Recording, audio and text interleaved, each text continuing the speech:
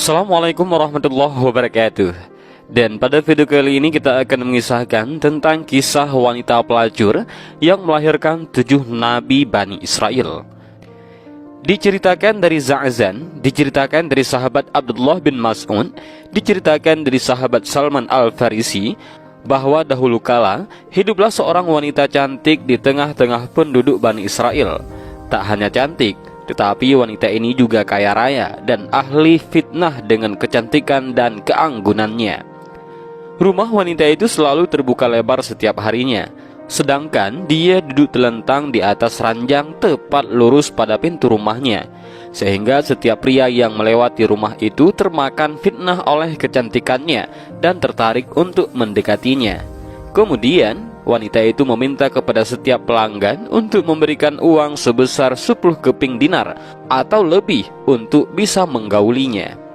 Suatu hari, seorang pria yang merupakan abid ataupun orang yang ahli beribadah dari penduduk Bani Israel melewati rumah pelacur wanita itu. Tanpa sengaja, dia melihat rumah yang terbuka dan di dalamnya duduk seorang wanita nan cantik jelita. Hati pria itu pun hanyut oleh kecantikan wanita itu.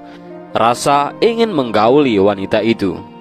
Hati pria itu pun dipenuhi oleh rasa dilema, sehingga dia memohon kepada Allah Subhanahu wa Ta'ala untuk menghilangkan hasrat dan nafsu dalam dirinya. Namun keinginan nafsunya tak kunjung hilang, bahkan semakin menjadi-jadi. Akalnya pun terkalahkan oleh keinginan nafsu yang semakin membakar hati. Untuk memenuhi hasrat nafsunya, pria itu pun akhirnya menjual kain tenun dan mengumpulkan uang sedikit demi sedikit hingga sampai beberapa keping dinar, sesuai yang dibutuhkan. Pria itu pun mendatangi wanita pelacur tersebut, dan dia meminta kepada pria itu untuk menyerahkan uangnya kepada perwakilan wanita itu. Pria itu pun diminta untuk memasuki sebuah ruang khusus yang telah disediakan. Di sana, wanita itu berhias dengan cantiknya dan duduk di atas ranjang. Pria itu pun segera mendekatinya dan duduk di samping wanita cantik itu di atas ranjang. Tak lama kemudian, wanita itu pun membeberkan badannya sambil telentang dan siap untuk dimangsa. Namun, atas rahmat Allah Subhanahu wa Ta'ala dan berkat rutinitas ibadah yang dilakukan, hati pria itu pun membisikkan hal lain. Sesungguhnya Allah Subhanahu wa Ta'ala melihatku dalam keadaan buruk ini di atas arash, sedangkan aku melakukan perkara haram, maka leburlah semua amalku. Hati pria itu menjadi semakin takut akan keesaan Allah. Tubuhnya gemetaran dan wajahnya pun mulai memucat. Wanita yang tengah bersiap itu melihat wajah pria di hadapannya menjadi pucat. Dia pun bertanya kepada pria itu, "Apa yang sedang terjadi padamu?" Pria yang ketakutan itu pun menjawab, "Sesungguhnya aku takut kepada Allah Subhanahu wa Ta'ala, Tuhanku, maka izinkanlah aku untuk keluar." Wanita cantik itu pun berkata, "Sesungguhnya kebanyakan orang akan menginginkan apa yang telah mereka dapatkan, maka kerjakan apa yang sekarang ada padamu." Pria itu pun menjawab, "Sesungguhnya aku takut kepada Allah yang Maha Agung atas pujiannya. Sesungguhnya harta yang telah aku berikan kepadamu adalah milikmu secara halal." Kemudian wanita cantik itu bertanya, "Apakah kamu belum pernah melakukan ini ataupun zina sekalipun?" Pria itu pun menjawab, "Tidak." Wanita itu pun bertanya untuk terakhir kalinya, "Dari mana asalmu dan siapa namamu?" Pria itu pun memberitahu nama dan tempat tinggalnya kepada wanita itu sebelum dia pergi meninggalkannya.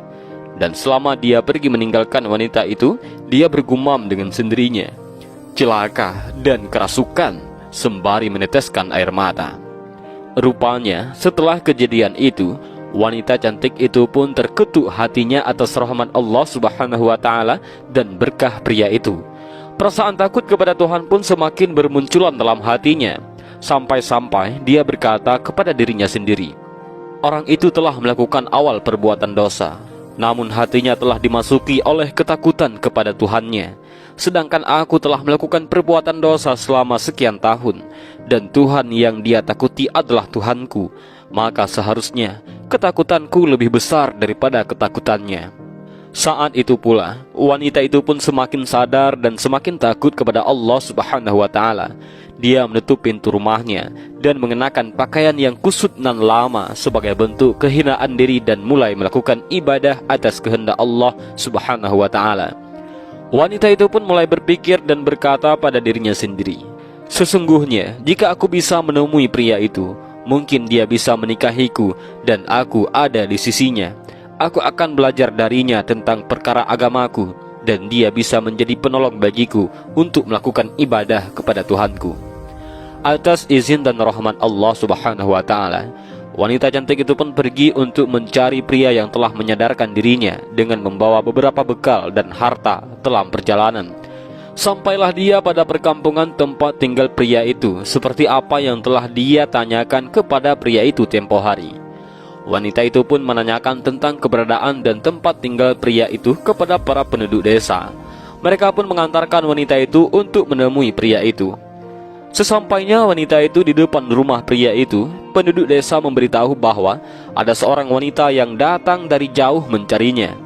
Pria itu pun keluar dari dalam rumahnya untuk menemui seorang wanita yang mencarinya. Sedangkan wanita itu pun membuka cadar agar pria itu mengetahui dirinya. Namun alangkah begitu terkejutnya bahwa wanita yang mencarinya adalah seorang pelacur waktu itu. Pria itu mengingat tentang apa yang hendak terjadi antara dirinya dan wanita itu. Seketika itu pula pria itu menjerit keras, kemudian tubuhnya jatuh tersungkur di atas tanah. Ya, pria itu pun meninggal dunia saat itu pula. Setelah proses pemakaman selesai, wanita cantik itu pun masih terlihat sedih. Dia datang jauh-jauh untuk tujuan baik demi menemui pria itu. Namun saat itu pria itu meninggal dunia. Kemudian wanita itu pun bertanya kepada para penduduk, apakah dia memiliki seorang keluarga yang membutuhkan istri? Para penduduk desa pun menjawab kepada wanita cantik itu, dia memiliki seorang saudara yang soleh, tapi sengsara dan tidak memiliki harta. Wanita itu dengan senang hati berkata, tidak masalah, karena sesungguhnya aku memiliki harta yang cukup untuk kita. Pada akhirnya, wanita cantik itu pun menikah dengan pria soleh yang miskin, yang merupakan saudara dari pria yang dicarinya. Dari pernikahan keduanya, Allah Subhanahu wa ta'ala mengkaruniakan 7 putra, yang mana 7 putra mereka merupakan nabi pada masa Bani Israel. Hal ini dikarenakan berkah dari ketaatan, niat baik dan tulus, dan keteguhan hati untuk bertobat dan kembali kepada Allah Subhanahu wa ta'ala. Dan kisah ini bersumber dari kitab Tankihul Qaul bab ke-23, keutamaan taubat. Dari kisah singkat ini kita bisa mengambil beberapa pelajaran dan hikmah, dan juga mudah-mudahan dari video ini bisa bermanfaat bagi kita semua. Amin ya rabbal alamin. Wallahu a'lam bishawab. Assalamualaikum warahmatullahi wabarakatuh.